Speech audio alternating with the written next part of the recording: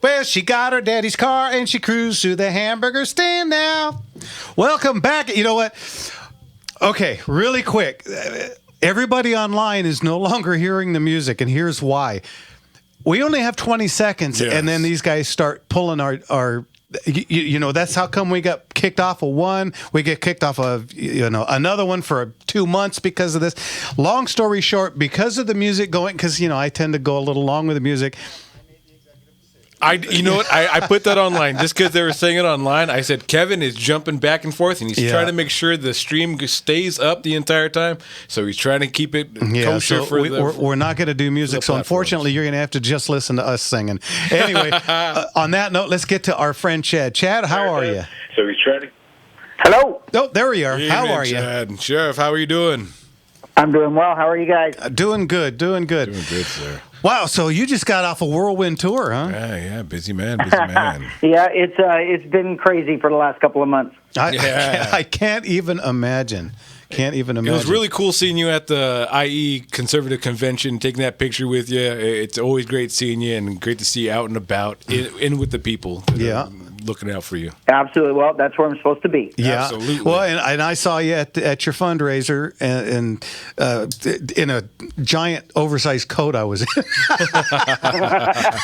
That was a coat from when I was large. It's all good. Anyway, oh boy, so it's sad about that In-N-Out up there, isn't it? It is. I'll tell you, it was very surreal driving into that. Not only are you there at the In-N-Out and you're just driving through. Honestly, it looked like a third world country with graffiti on all the buildings and the roadways and the K-rails and the fences just a trash and things boarded up and homeless camps. And then you can see the stadium, where the sports teams used to be before they fled California. And then you come up on the In-N-Out burger, and it's just all they've pretty much stripped it. So you know it was an In-N-Out just because of the shape and the red address, but they've got everything else gone off it. But then it's boarded up and it's a fence around it, and it's just like how sad that this is the United States, and we have a city that is so criminally enabled that businesses are closing, and especially an iconic In-N-Out. Yeah, seeing your video that you put up, if anyone just search out Sheriff Chad Bianco on any of the socials, it's heartbreaking to see him standing in front of this fenced up, what is an In-N-Out burger, an icon of California, and just being it bare and completely deserted. It's just really heartbreaking. Anyway, so Chad, let's just get right to the brass tacks on two things. The first thing is, so many people have emailed me after we made the announcement that you're going to be on about this Oath Keeper thing. Can you explain that? Sure. Okay. It's interesting. This is, as we move on through this campaign. It's almost hilarious to me. It's one of those things where I know that I am going to be the candidate to beat because I have the left and the right coming after me. And so obviously that's who they're afraid of. But this Oath Keeper, it's hard to even answer this because it really depends on who's asking the question, where it's coming from, and why they even care about it. But here's the reality of the Oath Keepers. The Oath Keepers were, in 2014, I don't even know. There was a huge push around then for constitutional sheriffs, and there's a Constitutional Peace Officers and Sheriffs Association. The Oath Keepers were one of them. And truly, if you go back, if you actually do a little bit of research and you find the Oath Keepers website and you look at their what their mission statement is, their mission statement is almost identical to the ACLU, and it is basically a bunch of law enforcement people and military people who swore an oath to the Constitution, not to politicians, not to a government, but to defend the Constitution against all enemies, foreign and domestic. And it's basically a bunch of patriotic Americans that love our country and love and would die for our Constitution. And somehow, over the years, the progressive left has turned anything constitutional, anything along those lines that is pretty much pro-right conservative, that you're an extremist. Yeah. And the funny thing is, even people on the right believe it. And it's just absolutely bizarre to me. And then here's what happens. This is why they got such a bad rap, is because 3 or 4 or 5 of them, or something like that, were arrested that claimed association with Oath Keepers, were arrested in Washington, D.C. on January 6th. So here's the thing that I like to say. Last week, one of my investigators arrested a school teacher for molesting kids. So does that mean all school teachers are child molesters? Yeah. No, well, come on. No, but see, that's common sense, and common sense is no longer common. Yeah, try to be well, that's exactly right. And so it really frustrates me about these stupid things that are coming up, especially now because I have both Democrats and Republicans that are paying to have bad information or somehow sculpatory information put out there about me to try and somehow lessen my appeal, because in the end they're not going to be able to raise their own. And so they know that I am the front runner in this election. It's very apparent on the Democrat side and the Republican side. So people are coming at me, basically I'm running on honesty, integrity, and leadership. That is something that state government has never had. And that's what they're going to have to attack, because they know they don't have it. And so they know they're going to have to attack me, so you don't say, oh, yeah, he claims he's a leader, but he's not. Or he claims he's honest, or he's not. And so they're just going to lie about all these things. And then the sad thing is in an election year, we're so used to politicians lying that when my opponents on the Republican side put out a whole bunch of lies, it's okay. It's politics. That's what you're supposed to do. It's actually just another disgusting display of why we're all sick and tired of politics. But we can deal with it, and we know we've been dealing with it for 4 months now since we announced 3.5 months, and it'll go on for a little bit, but eventually it'll die off because people are going to get sick of it. Okay, well, and that leads into the other, question. hopping question, which is the George Floyd and the taking a knee thing. Yeah.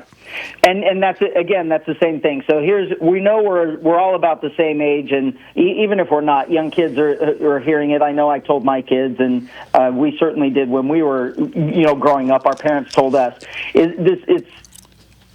never believe anything that you hear, and only believe half of what you see. Yeah. And basically, that's pretty much what this is. And this one is what really got me in this election, because I truly did expect the Democrats to come after me hard.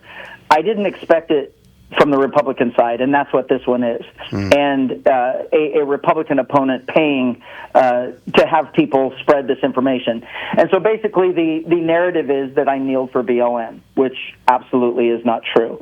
And the reality is, the 900 deputies that I had there that day and the 250 from other agencies know exactly what happened that day.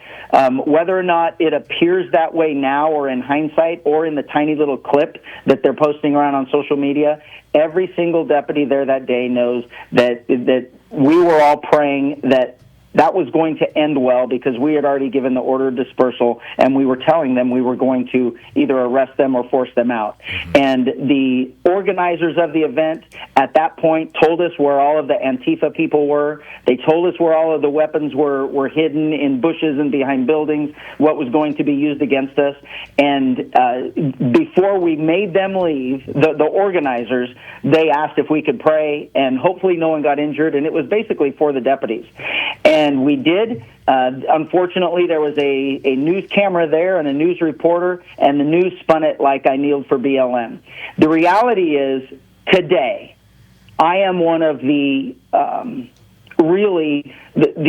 one of the most respected leaders in nationwide law enforcement. And in California, it's amplified. It's even more.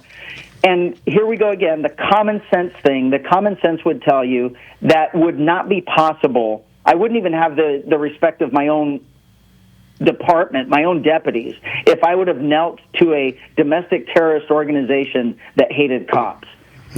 And the reality of that night was, we set the tone for the rest of the country on how you deal with BLM. And I mean, for lack of better terms, or, this may be a little harsh, but we destroyed them.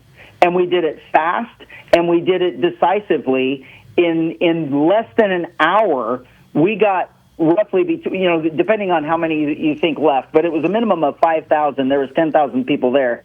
We got them all out of downtown Riverside within an hour. We had multiple people arrested. We had no injuries to deputies, no looted buildings, no destroyed buildings. We had one window of a building that was cracked that they ended up replacing, and we honestly don't know how it got cracked or even if it had anything to do with that, but they reported it the next day that they had a cracked window in their building. But regardless, they left, and they have never come back. Mm-hmm. The good thing for law enforcement is the law enforcement agencies that were watching what we did that night, they started doing it the next day. LA Sheriff was the big one. They started doing the same thing the next day. They had let theirs go so long that it took them about 3 days for them to get a handle of it. But they did. Eventually they did, because they started kicking their butts, taking people to jail, doing what they're supposed to be doing instead of the politically correct way.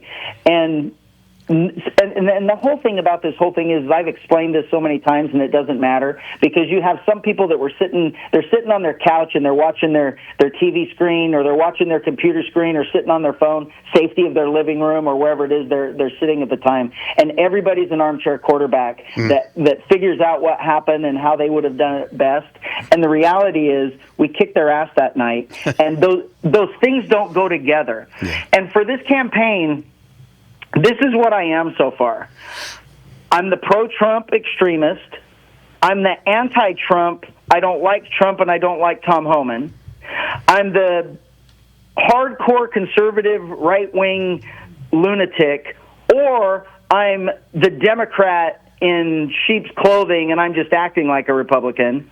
I'm the pro-BLM guy, or you can look at what's happening right now, where these riots are all happening all around us, and absolutely nothing is happening in Riverside County. We have protests, but during these protests, every single one of the protesters are passing around all the information that if there are deputies around, don't act out of line, don't do anything wrong, and don't go anywhere near county property because of me, and they can't protect them. They'll all go to jail, and they know what's going to happen. None of those things match. So why are we acting like all of them are true? It's just so bizarre to me that how ugly politics get, and then how great and wise armchair quarterbacks are. Yeah. Well, again, you're playing with other people's money, and that's what they're afraid of. They don't want to lose their gravy train, which is the taxpayers' money. Exactly. So, for sure. Yeah, they're going to fight you tooth and nail. That's why I said, Chad, if anybody wants to donate to you, what's your website? BiancoForGovernor.com. Okay. And thanks for asking that, because unfortunately, even knowing what's happening and how they're coming at me, the Democrats are all raising money to fight me. Mm-hmm. The Republicans are doing the same thing. Mm. And unfortunately, these elections cost a lot of money. So what I'm hoping for is, if we get, this is a lot. We would win in an absolute landslide, but there's 40 million people in the state. I want 10 million people to vote for me. I want this a very decisive election. Newsom only had 7 million last time. So I want 10 million votes, and if every single one of those voters would donate $5, that's $50 million for our campaign, and there's no way we lose. Yeah. Well, Chad, I'll be sending you a check tomorrow. So so I appreciate it. BiancoForGovernor.com. We made it really easy online. Yeah, and if all of our listeners that are, and anyone you know that are just pro 2A already, those numbers are able to kick us over that line, folks. Because just think about that. Yeah. Okay. So. Yeah. So I know you guys have talked about that. That's even crazier. With all the protests in LA, if you're governor, are you going to be like Ron DeSantis? How is Chad, the governor, going to take care of this stuff? That's a very fair question to ask, because we can all see right now that our own governor has failed, and city officials there have failed. Mm-hmm. And all I will do is I'll tell you, I don't even have to tell you what I'm going to do. You just have to go back and look at what I did. We protected Riverside County in 2020, and we did it so well with such an overwhelming use of force that now 5 years later, when these riots are coming again, the rioters, the bad people, and I don't care about the protesters. It's our First Amendment right to protest, and we've had some great encounters with protesters and deputies over the last several days. But the idiots that are coming just to destroy and just to cause problems and everything else, they are avoiding Riverside County. They know they're not going to come to Riverside County because they know they are going to get beat down, they're going to go to jail, and they're going to be prosecuted. We had, over this last weekend, we only had one arrest, and we only had one negative encounter with any protesters. And this one particular person got in the face of a deputy. He pushed the deputy, and he was immediately taken to the ground, and he was arrested and booked into jail. And everyone around him, I mean, even the protesters are like, well, we warned him. And that's what's going to happen with me as the governor. In this particular case in L.A., rather than fighting and blaming the president and suing and all of this garbage, as soon as this happened, and actually it would be before, because I would actually have a relationship with law enforcement and we would be all on the same page, knowing that something bad is going to happen, and it doesn't even happen to these planned protests, which they truly were, but you can also say when the Lakers win the championship and LA gets burned down. You know those things are going to happen, and I would have been on the phone with the chief of police or on the phone with the sheriff saying, you have all the resources from the state that you need. Let me know what you need. Let me know where you want them and the personnel, and we will make sure that people can have a good time, people can protest, whatever it is they're going to do, but anyone that's there to violate the law is going to be arrested and prosecuted. And that is the only thing that should be happening. And unfortunately in LA, for the first 4 or 5 days, all we saw was the bad part, and nothing was happening on the law enforcement side. Yeah. It's no nonsense from the jump, and that's what we're hearing, and that's what we need to hear in the state, with especially how things you've shown apparently that from point A to Z that it doesn't happen in your area because you've stopped it there. If you had bent the knee literally and figuratively, things would be run over like they are in the different counties around there. LA. Yeah, exactly. Okay, now let's switch gears a little bit because this is a gun show.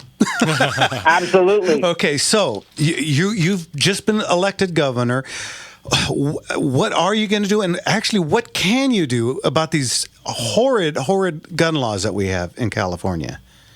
Yeah, so unfortunately, all of them are laws. So there are a lot of things in the state that I can change with a stroke of a pen. Any type of regulation or something like that can be removed or changed with executive order. But a law, that's a little bit more difficult. But here's the deal. Our legislature tries to push about between 2,000 and 2,500 new laws on the books every single year. Yeah. And what I have is the power of my pen. I can either sign it or I don't. And the thing about signing something, I can let it go till the very last day and sit on my desk and either veto it then or sign it. And then they have to scramble. If it is a veto, they can override that, especially with a majority, but it takes them a long time. So they're going to want the majority of these bills passed. So the rule going in is going to be, I'm going to have my list of public safety laws that absolutely must be repealed, changed, or altered, or whatever the case may be. And I will not sign one other bill into law until my list is taken care of. So if you want a bill signed, you better bring me another bill that reverses one of the bad ones that you've done in the last 20 years. And it's going to be relatively simple. It may not happen on day one, but it'll happen on day 40 and on day 60 and 90 and day, 6 months in. And by that first year, the majority of all these bad laws that make good people criminals will all be gone. We will get past this fake notion that guns are evil and somehow guns commit crimes instead of the criminals that commit crimes. And we're going to change the narrative that California is anti-2A and that guns are somehow bad, because the facts can never be changed, and it's bad people that are bad. And a gun is just a tool in a bad person, and sometimes it takes a good person with that same tool in order to win that match that's going on. I agree. And if you decide to overhaul the DOJ, I know a guy that would be really good at it.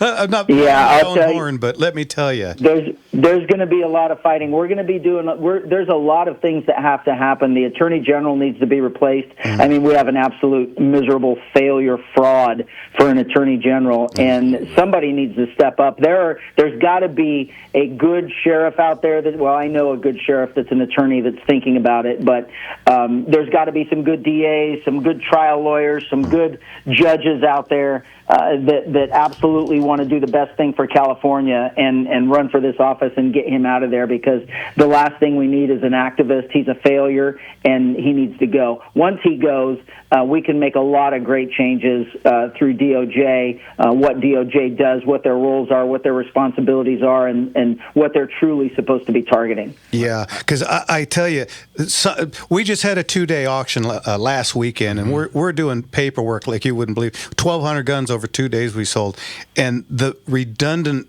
ridiculousness of the things that we have to get done.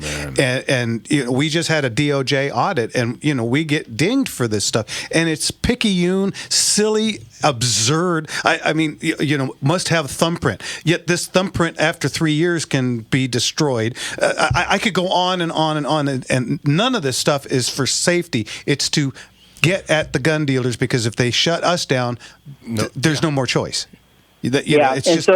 Go ahead. Yeah, you're exactly right. And this has nothing to do with anyone's safety. This has nothing to do with making something better. This is about making something so difficult, so onerous, such a regulatory red tape disaster that you don't even want to do it anymore. Yeah, that's what it's designed for. The illusion of safety to kind of enable more inhibitors to your rights. Safety has nothing to do with it. And I texted you a bit ago. My friend up in Tehachapi is still waiting to hear from your guys. You got to get up there. They got a whole rodeo area ready for you. Very good. We're working on that. Did you text me the name of the person? You know what? I don't remember if I did or not, but I will after the show. I'll text you his name and phone number. Very good. We've been up there once, and then with some of the people that we spoke with, they're working on getting me up there for a big event. Yeah. Hopefully that person's already wrapped up in it, but if not, we'll double it. We'll make it twice as good. Okay, because when Larry was running for governor, Larry Elder, he did a talk right from my friend's restaurant, and they long story short, I told him, well, I don't know if he wants to just do a restaurant. He goes, we're going to get him the wole rodeo ground. So yeah. So okay. So I think that would be good. Anyway. Go ahead, Jimmy. I know. On your point of getting new and fresh and actual patriots, and it's terrible that they're villainizing the word patriot and prayer, two powerful P words that they're doing. But to kind of reestablish a lot of people in these places and all that, to re-educate California, I think that's a big thing that you're doing, and I think that to do that, to especially arm, to keep our families and our two-way safe, I think that's what you need to do. I think there's got to be a flush of what's been told and the rhetoric that's been here and I think you have the voice to change all that, and I think everyone needs to hear you. So. Yeah, you're exactly right, and we've got a year to make that happen, which is why I don't sleep in my own bed much anymore. I'm getting pretty first-name basis with flight attendants and car rental people, and it's getting crazy. No, I just got a text from my wife. She said she went on your website, she donated $100, and it was really easy. Absolutely. And very good. We'll tell her thank you, and thank you. Is there a phone bank coming up? Because everyone's been biting at the bit for that, just in case they're going to be able to help you out in any way they can. There will be, and I'll tell you what, you can go on the website and you can sign up to volunteer, and there's many different parts you can volunteer for. And when we get to that point, we'll have that list of that spreadsheet list of everyone that's helping. We're up to about 10,000 so far, volunteers for various different aspects of the campaign. It's very early right now. It's about me getting out, me speaking, and trying to raise money. The hard campaigning and those types of things will be after the first of the year. All right, very good. Really quick, Chad, I'm a really good auctioneer, and if you need an auctioneer to raise money, let me know. Again, what's the website? We got 45 seconds left. BiancoForGovernor.com. You can donate there. You can sign up to help in the campaign, get information about the campaign, and we've got lots of cool T-shirts, hats, and other types of merchandise on there you can purchase too. All of that goes 100% to support the campaign. Very good. Want to thank KRLA for not making us break in the middle of this, Absolutely. so we gave you the whole half an hour. Chad, I appreciate it, and we'll talk to you again soon, okay? Thanks, Sheriff. All right, guys. Have a great weekend. Thank you, as well. sir. Talk God to you bless later. you. Happy Father's Day. Okay, we're running late. You're listening to Gunslingers right here on The Gunslinger Syndicated Radio Network. and we'll be back with our Power. second hour.